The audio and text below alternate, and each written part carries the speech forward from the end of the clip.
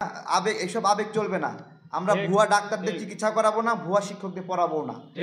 ঠিক আছে, যাতে করে 84% কোটার নিয়োগটা যদি থেমে যায়, এটা কোনোভাবেই সাকসেসফুল হতে দেওয়া যাবে না। কারণ দেখেন, একটা জেনারেশনের 84% শিক্ষক তারা পাচ্ছে কোটায়। হ্যাঁ, এখানে মেধাবীদের সংখ্যা কম, 1000-এর মতো হলো মেধায়, আর হলো 5500-র মতো হলো কোটায়।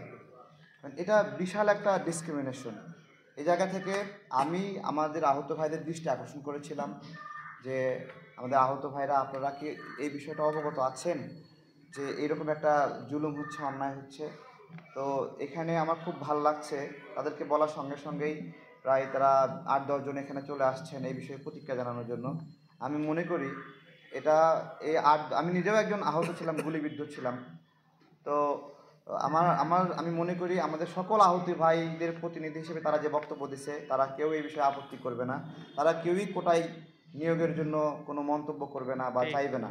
ঠিক আছে, আমরা উল্টো চাই আরও যেটা, সেটা হলো এই গণ অভ্যুত্থানে যারা পঙ্গুত্ব বরণ করেছে, প্রতিবন্ধী হিসেবে এই মুহূর্তে কার্ড নেওয়া প্রয়োজন, এরকম আছে। হ্যাঁ, এখানে তো প্রতিবন্ধী কোটা প্রয়োগ করে নাই, এখানে শুধুমাত্র শিক্ষকের সন্তান যা তাদের কোটা দিছে, মহিলাদের কোটা 60%, পোষ্য কোটা 20%, আর বিজ্ঞান কোটা 4%। তাহলে একজন আর্টসে পড়ে, কমার্সে পড়ে, ওদের কি অবস্থা? ওই যে 16% আছে, ওই 16%-এর মধ্যেও তো বিজ্ঞানীরা এসে দখল করে থাকবে, তাহলে তাদের অবস্থাটা কোন জায়গায়?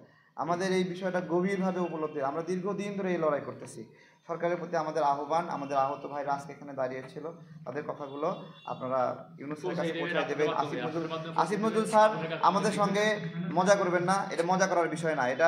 এটা আসলে কিছু লোক চাকরি পাচ্ছে এরকম না, এই লোক চাকরি পাইলে আমার সমস্যা, সে ভাত খাইলো কি খাইলো না এটা আমার বিষয় না, আমার সন্তানদের লেখাপড়া এটার সম্পর্ক জড়িত।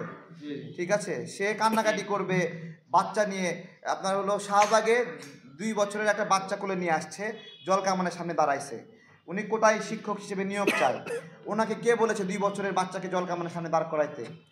হ্যাঁ, এখানে আবেগ ঝরাইতে আসছে, আবেগ। হ্যাঁ, আবেগ, এসব আবেগ চলবে না।